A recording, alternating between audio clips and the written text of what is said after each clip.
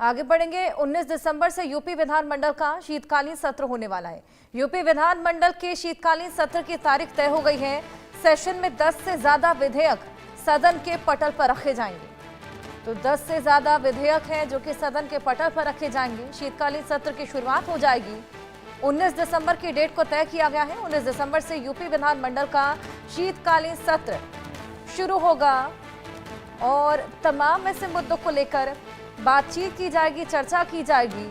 हालांकि हमने देखा कि मॉनसून सत्र में यूपी के खासा हंगामा भी देखने को मिला था और कई सत्र की जो कार्रवाइयां थी वो हंगामे की भेंट चढ़ी थी। लेकिन अब जब शीतकालीन सत्र की शुरुआत तो देखना होगा विपक्ष किन मुद्दों को लेकर घेरता हुआ नजर आता है। सेशन में 10 से ज्यादा विधेयक हैं जिसको सदन के पटल पर भी रखा जाएगा।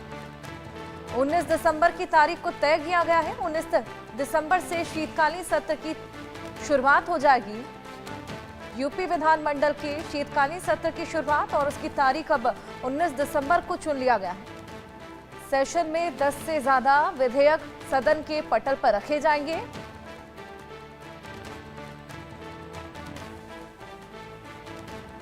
शीतकालीन सत्र की शुरुआत यूपी विधानमंडल के 19 तारीख से हो जाएगी,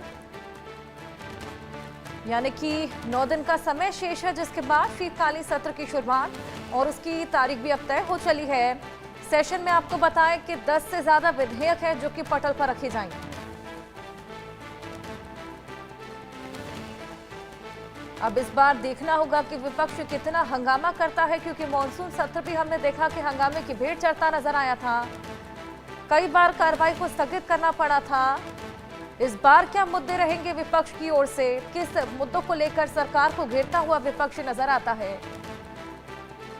अभिषेक हमारे सहयोगी हमारे साथ जुड़ गए हैं। अभिषेक, 19 दिसंबर से शुरुआत होने वाली है शीतकालीन सत्र की यूपी विधानमंडल के और 10 विधेयक सदन के पटल पर रखे जाएंगे। कौन से वो 10 विधेयक रहने वाले हैं?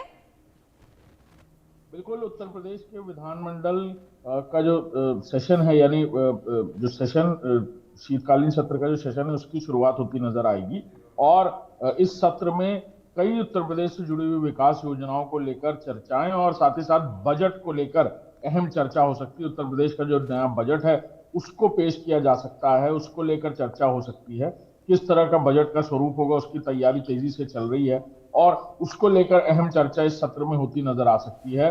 साथ ही साथ हाल फिलहाल में कई सारे ऐसे मुद्दे हैं जिनको लेकर तेजी से राजनीति होती नजर आई है। खासतौर पर उत्तर प्रदेश की बात करें तो घुसपैठियों की बात करें तो बांग्लादेशी और रोहिंग्यों को लेकर खासी राजनीति होती नजर आई है। एक तरफ मुख्यमंत्री योगी आदित्यनाथ ने अपना रुख साफ किया है तो वही विपक्ष इस पर बार बार सवाल खड़े कर रहा है। तो ये मुद्दा गरमाया हो सकता है इस बार सदन में, ये अहम चर्चा का विषय होगा।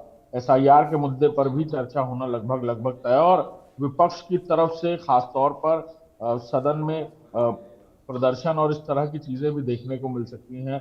बांग्लादेशी और रोहिंग्यों को लेकर जिस तरह के डिटेंशन सेंटर बनाने की तैयारी सरकार कर रही है। बिल्कुल, और इस बार तो घुसपैठियों को देखते हुए भी बाकायदा बायोमेट्रिक की पूरी प्रोफाइलिंग भी की जाएगी। ये भी एक बेहद बड़ा इनिशिएटिव देखने को मिल रहा है उत्तर प्रदेश में। बिल्कुल, यही एक बड़ा मुद्दा है जिसको लेकर विपक्ष खासतौर पर हमलावर होता नजर आ सकता है।